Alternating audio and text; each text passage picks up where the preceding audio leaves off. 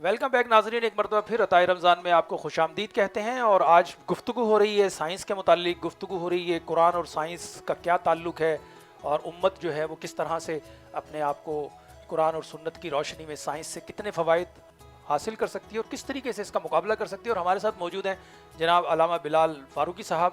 آج ہماری ٹرانسمیشن کا حصہ ہے. کیسے مزاج ہے؟ ٹھیک ہے، خیریت سے علامہ صاحب؟ ماشاء اللہ. تراویح آپ تو ماشاء اللہ سے تراویح بھی پڑھا رہے ہیں ماشاء اللہ. بالکل ماشاء اللہ ماشاء اللہ. یہ سوال چونکہ ظاہراً ایک موجودہ دور کے جو تقاضے ہیں، اور ٹیکنالوجی اور سائنس کے بغیر اب کسی انسان کی زندگی کا کوئی یارہ نہیں ہے، کہ مطلب اب یہ ایک لازم و مظلوم چیزیں ہو گئی ہیں ہماری زندگی کے اندر. اب یہ لائٹ ہے، یہ موبائل ہے، یہ جتنی بھی ایجادات ہیں، اے سی ہے، یا گھر کی جو ایجادات ہے، ہوم اپلائنسز ہے، یہ ساری کی ساری ایجادات جتنی بھی ہیں یہ انسان کی زندگی کا آج کل لازم و مظلوم حصہ ہو گئی ہے. آج سے 20 سال پہلے جن چیزوں کا یا 30 سال پہلے جن چیزوں کا تصور نہیں تھا، لیکن آج وہ ہماری زندگیوں کے اندر لازمی حصہ بن چکی ہیں. کیا فرمائیں گے؟ بسم اللہ الرحمن الرحیم. جس طرح فرما رہے ہیں آپ، علامہ صاحب نے فرمایا، جی جی جی، یہ قرآن کریم ہے.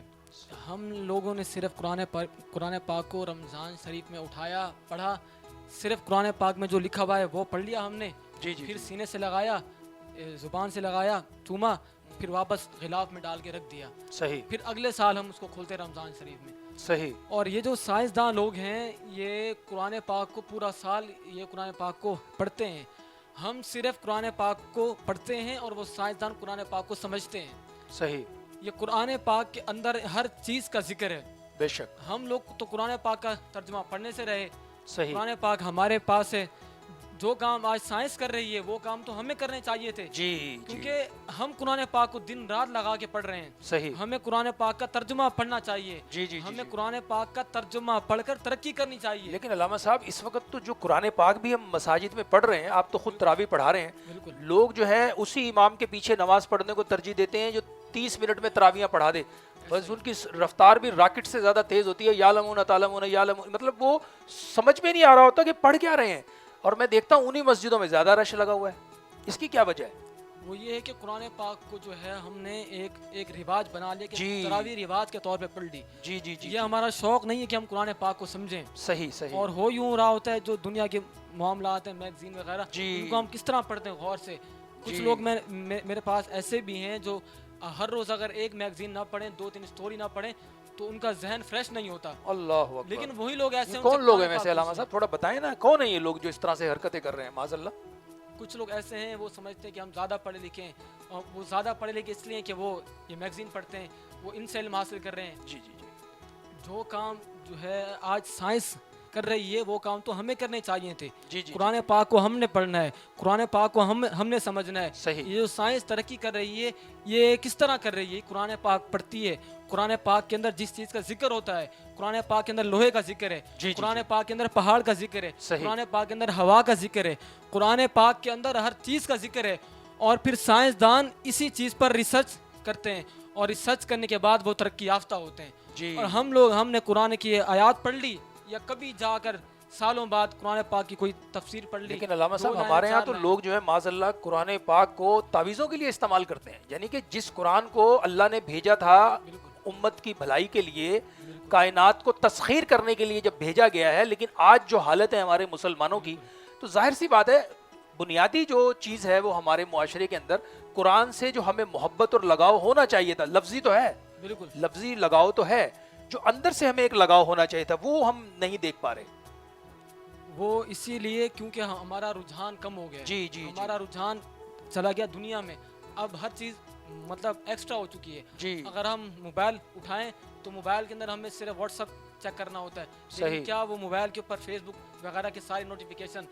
تو بات یہ کہ آج کل ہم لوگ ہو چکے ماڈرن، ہم لوگ پروفیشنل دنیا میں آ چکے ہیں. جی. پرانی جو چیزیں تھیں ان کو ہم پیچھے رکھتے جا رہے ہیں. صحیح. تو ایک واقعہ میرے ذہن میں ہے. جی جی جی جی.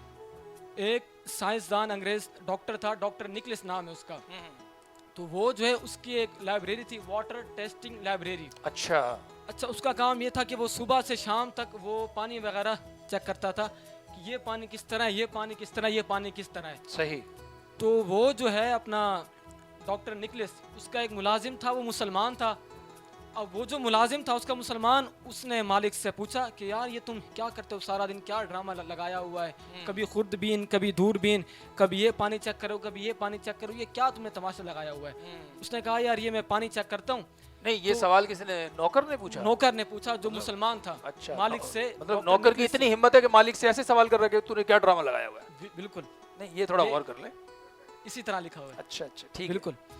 تو وہ جو ہے اس نے کہا، ملازم نے، مسلمان ملازم نے کہا کہ میں کل پانی لے کر آؤں گا، اس پانی کو ذرا آپ چیک کرنا. صحیح. وہ جو ملازم تھا نا، ملازم، وہ اگلے دن جناب ایک بوتل میں پانی لے کے آ گیا. صحیح. تو وہ جو سائنسدان انگریز تھا اس نے کہا یار کسی کوئی بوتل اچھی پکڑ لیتے، اس میں تم پانی لے کر آئے ہو. اس نے کہا یار سارے کام چھوڑو، آپ یہ پانی چیک کرو، یہ پانی کس طرح ہے. صحیح ہے. تو وہ جو سائنس انگریز تھا اس نے وہ پانی کو جب چیک کیا تو اس کو ایک کرنٹ محسوس ہوا، اچھل گیا. اس نے کہا یار یہ پانی تم کہاں سے لائے؟ صحیح. تو وہ ملازم نے کہا اس پانی کو چھوڑ، تو یہ بتا کہ تو نے اس کے اندر کیا دیکھا کہ جس چیز سے تمہیں کرنٹ محسوس ہوا. اس نے کہا کہ اس پانی کے اندر میں نے دیکھا کہ جس طرح آسمان پر ستارے ہیں اسی طرح اس پانی کے اندر ستارے ہیں. واہ واہ واہ. تو وہ جو ہے انگریز، اس نے کہا یہ تم پانی کہاں سے لائے؟ تو وہ ملازم نے عرض کی کہ یہ پانی میں مکہ مکرمہ سے لے کر آیا ہوں اور یہ پانی اب زمزم ہے. سبحان اللہ سبحان اللہ. اور پھر وہ جو ہے اپنا ملازم، اس نے کہا میں کل ایک اور پانی لے کر آؤں گا. صحیح. وہ پانی تم چیک کرنا. جی جی. اچھا وہ جناب جو ملازم تھا وہ عاشق رسول تھا، چونکہ اگلے دن ایک اور پانی لے کر پہنچ گیا. وہ صحیح. اس نے وہ پانی اس کو چیک کروایا. تو وہ جو تھا انگریز سائنسدان، اس نے کہا یار ماشاءاللہ یہ بھی پانی بہت زبردست ہے، جو تم کل لے کر آئے تھے یہ اس سے بہتر نہیں ہے، لیکن یہ پانی بھی بہت بہتر ہے. صحیح. پھر جو ہے وہ ملازم بھاگا، وہ جا کر ٹوٹی سے پانی بھر کے آیا. اس نے وہ پانی اس انگریز سائنسدان کو چیک کروایا. پھر وہ انگریز سائنسدان نے اس پانی کو چیک کیا، کہا کہ وہ پہلے چیک نہیں کر رہا تھا. ملازم نے کہا کہ یہ اس کو آپ چیک کریں. اس نے کہا نہیں یہ تو میرے یہاں کا پانی ہے، مجھے پتا ہے میرے یہاں کا پانی کس طرح ہوتا ہے. ملازم نے کہا ذرا چیک تو کریں آپ. صحیح. ذرا چیک تو کریں. اس نے جب وہ پانی چیک کیا تو وہ ہل گیا. اچھا. اس نے کہا یہ تو ہمارے ہاں کا پانی، یہ کیوں چینج ہو گیا؟ اس نے کہا میں نے قرآن پاک کی آیات پڑھ کر اس کے اوپر دم کیا ہے، اس لیے یہ پانی چینج ہو گیا. سبحان اللہ. پھر وہ جو انگریز، آپ کو تو معلوم ہے انگریز ہر چیز کی جو ہے وہ اپنا نچوڑ نکالتے ہیں. جی جی. پھر انگریز خود گیا، پانی بھرا، قرآن پاک کی کچھ آیات پڑھی اس نے، پھر اس نے جو ہے وہ پانی پر دم کیا. پھر دیکھا اس نے پانی کس طرح ہے. پانی میں تھوڑی سی تبدیلی آ چکی تھی. صحیح. مکمل نہیں، تھوڑی سی، کیونکہ وہ انگریز جو تھا وہ مطلب نان مسلم تھا. تو پانی کے اندر تھوڑی سی تبدیلی آئی، انگریز سمجھ گیا تھا. پھر انگریز نے ریسرچ کرنے کے لیے ایک اور جو ہے مسلمان کو بلایا، اس سے پانی دم کروایا. تو وہ جو ہے پانی اسی طرح پانی کے اندر ستارے نظر آ رہے ہیں. تو بالآخر انگریز نے ایک بات کہی. انگریز نے کہا کہ یہ جو قرآن پاک ہے، قرآن پاک کا اعجاز یہ ہے کہ جب مسلمان قرآن پاک پڑھتے ہیں تو یہ پانی بھی قرآن پاک سنتا ہے. سبحان اللہ. اور پھر انگریز نے یہ بات کہی کہ جب مسلمان قرآن پاک پڑھتے ہیں تو پانی کا جو ماہیت ہے، جو پانی کا اثر ہے، وہ بھی چینج ہو جاتا ہے. سبحان اللہ. پھر وہ انگریز نے یہ بات کہی کہ جب مسلمان قرآن پاک پڑھتے ہیں پانی چینج ہو سکتا ہے، کیا یہ زندگی چینج نہیں کر سکتا؟ واہ واہ واہ. سبحان اللہ. تو ہمیں چاہیے کہ ہم یہ قرآن پاک کو پڑھیں، قرآن پاک کو سمجھیں، ہم اپنی زندگی چینج کریں. سائنس تو ہماری ہے، سائنس کو ہم نے استعمال کرنا ہے، سائنس سے ہم نے ترقی کرنی ہے. ہم آج پیچھے اس لیے ہم نے قرآن پاک کو پڑھ لیا سال میں 1 مہینہ، پھر قرآن پاک کو غلاف میں ڈال کے رکھ دیا. اگلے سال اٹھاتے ہیں، ٹشو اٹھایا، غلاف صاف کیا، قرآن پاک صاف کیا، پھر 1 مہینہ پڑھ لیا، صرف اوپر سے الٹا سیدھا پڑھ لیا جس طرح میں آتا ہے. پھر اس کے بعد ہم نے قرآن پاک کو لپیٹ کے رکھ دیا. جی جی بالکل صحیح بات کی ناظرین کرام علامہ صاحب نے. اور میں سمجھتا ہوں کہ یہی ہمارے آج کے اس پروگرام کا پیغام بھی ہے اور یہی اس کی فائنڈنگ بھی ہے. بنیادی طور پر جب آب زمزم کے لیے دنیا بھر سے سرچ لیبارٹریز نے وہاں کا رخ کیا اور خود یہ سعودی حکومت نے کیا، ان کو بلایا اور ان پر جب ریسرچ کی گئی ہے ناظرین کرام آب زمزم کے اوپر، تو اس کی فائنڈنگز یہ تھی، انہوں نے کہا کہ روئے زمین پر اس سے اچھا پانی ہے ہی نہیں. اور زمزم وہ واحد پانی ہے روئے زمین کا جس میں جواہرات پائے جاتے ہیں ناظرین کرام. اور بالکل علامہ صاحب نے جو بات کی ہے وہ بالکل فیکٹ کے اوپر ہے. اور یہ پچھلے دنوں کچھ لوگوں نے اس پہ ریسرچ کی تھی. اور آپ اگر گھر میں چاہیں کرنا تو آپ کر سکتے ہیں. آپ 2 گلاس پانی کے اپنے سامنے رکھیں، 1 گلاس پہ لکھ دیں محبت اور 1 پہ لکھ دیں نفرت. یہ دونوں پہ لکھ کے آپ رکھ دیں پانی. آپ دیکھیے گا جس گلاس پہ آپ نے نفرت لکھی ہوگی نا، چند گھنٹے کے بعد وہ پانی گدلا ہو جائے گا.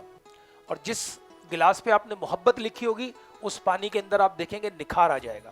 یہی پیغام ہے ناظرین کرام کہ ہم اگر اپنی زبانوں کو کنٹرول کریں اور دل آزاریوں سے بچیں اور اپنی زندگیوں کو اگر ہم پرسکون بنانا چاہتے ہیں، اپنی زندگیوں کو راحت والی بنانا چاہتے ہیں، اپنی زندگیوں کے اندر ہم چین چاہتے ہیں ناظرین کرام، تو پھر ہم اپنے کلام کو درست کر لیں. اور کلام کی درستگی کے اندر سب سے جو بڑی چیز ہے وہ زبان ہے. اس زبان کو آپ صحیح استعمال کریں، اس سے آپ لوگوں کے دل نہ چیریں، اس سے دل جوڑیں آپ. اور آپ یقین جانیے کہ آپ کی زندگی میں ایسا انقلاب آئے گا کہ آپ خود ورطہ حیرت میں پڑ جائیں گے کہ کل تک جو لوگ آپ سے بھاگتے تھے وہ آپ کے قریب جمع ہونا شروع ہو جائیں گے. اور کیونکہ یہ بات خود آقا علیہ الصلوۃ والسلام کے ذریعے ہمیں پتہ چلی کہ اللہ سبحانہ وتعالیٰ نے خود فرمایا ہے کہ اے حبیب اگر آپ تند خو ہوتے تو یہ آپ کے گرد سے بھاگ جاتے. آپ چونکہ حسن خلق والے ہیں، یہی وجہ ہے کہ یہ آپ کے گرد جمع ہے. تو اسی لیے ہمیں بھی نبی پاک صلی اللہ علیہ وسلم کی اس سیرت کو اپنا کے اور قرآن اور سنت پر ہم انشاءاللہ کل بھی اس پہ گفتگو کریں گے. بہت بڑا پروگرام ہے اور کل میں آپ کو ایک بڑی حیرت انگیز چیز آپ سے شیئر کروں گا. ابھی تو چونکہ ہمارا وقت مختصر ہے اور اختتام کی جانب ہم بڑھ رہے ہیں، تو کل ہم سائنس کی کچھ اور ایجادات پہ بات کریں گے اور انشاءاللہ آپ لوگ ہمارے ساتھ ہوں گے. اگر آپ کوئی سوال کرنا چاہتے ہیں تو آپ ہمارے پیجز کے اوپر آ کر آپ کر سکتے ہیں. یہی پروگرام ہمارا یوٹیوب کے اوپر بھی اپلوڈ ہوتا ہے، آپ وہاں بھی جا کر جب آپ کے پاس ٹائم ہو آپ دیکھیں. آپ اس پہ بھی کوئی اپنی رائے کا اظہار کرنا چاہیں تو آپ کر سکتے ہیں. اور ہم روزانہ اپنے پروگرام کو جو ترتیب دیتے ہیں اس کی پوری کوشش ہی ہوتی ہے ناظرین کرام کہ ہم رمضان المبارک کے اس تقدس کو بھی برقرار رکھیں اور خیر خواہی کی چیزوں کو آپ تک شیئر کرتے رہیں. اور اس وقت ہمارے ساتھ موجود ہیں ماشاءاللہ بہت خوبصورت نعت پڑھتے ہیں اور ہمارے آج ٹرانسمیشن کا حصہ ہیں، اور قصیدہ بردہ شریف میرا خیال آپ پڑھیں گے. اور ناظرین کرام اپنے ہوسٹ راؤ ناصر علی جہانگیر کو کل تک کے لیے اجازت دیجیے. قصیدہ بردہ شریف پر ہم اختتام کی جانب بڑھ رہے ہیں اور کل ہم انشاءاللہ اپنے نئے سیگمنٹ اور نئے مہمانوں اور نئی چیزوں کے ساتھ آپ کے ساتھ پھر دوبارہ ہم کلام ہوں گے انشاءاللہ. دیکھتے رہیے عطائے رمضان ود راؤ ناصر علی جہانگیر، اور کل تک کے لیے اپنے ہوسٹ راؤ ناصر جہانگیر کو اجازت دیجیے. اللہ حافظ و ناصر. جی بسم اللہ. مولایا صلی وسلم دائما ابدا على حبيبك خير الخلق كلهم مولاي صل وسلم دائما ابدا على حبيبك خير الخلق كلهم محمد سید القونین